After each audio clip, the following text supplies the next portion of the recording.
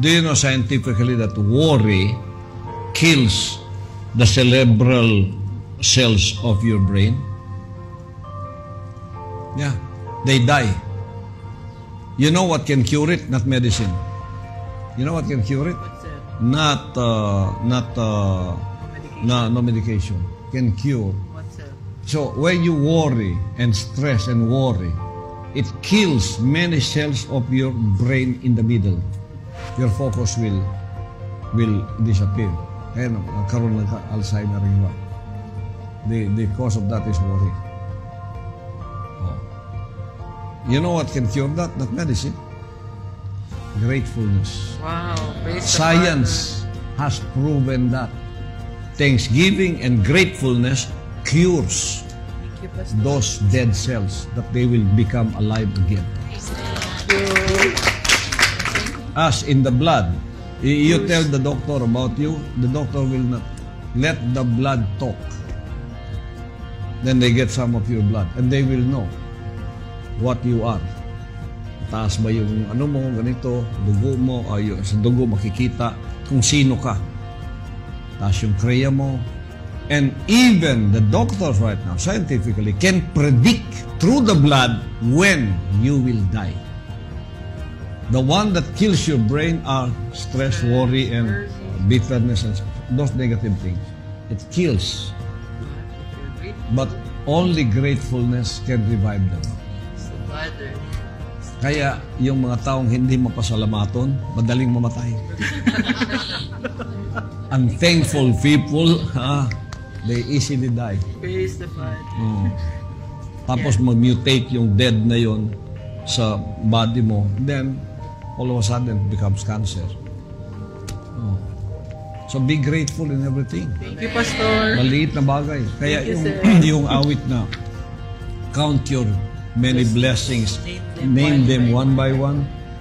That should be the medicine for all kingdom citizens. You have to sing that every day. Count your blessings, what you see every day. Kaya po, every day, I live in amazement. I see, kaya meron akong aquarium. I am amazed.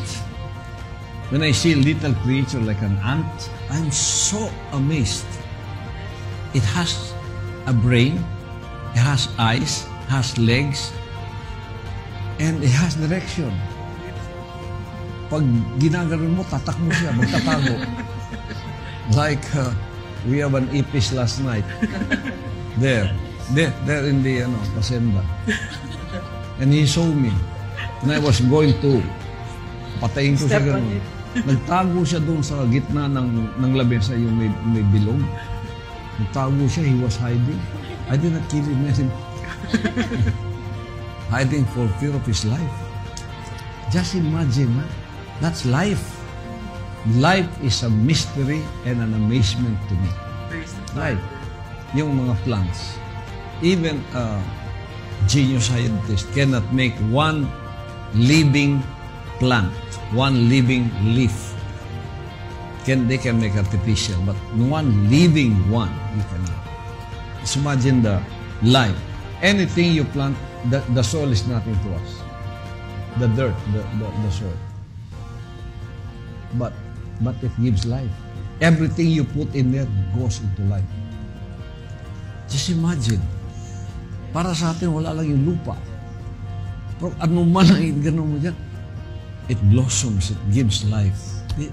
Is not that an amazement?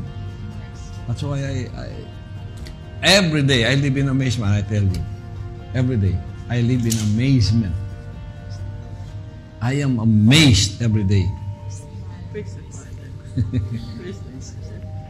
Ang iba naman, they worry every day. They worry without the cause of worry. Just worry, madali ka mamatay. You grow old, then sickness will visit you, and that's the end. Those cells dies every day. Scientific yun. There's a scientific study. The only one that can revive those dead cells by worry is through gratefulness.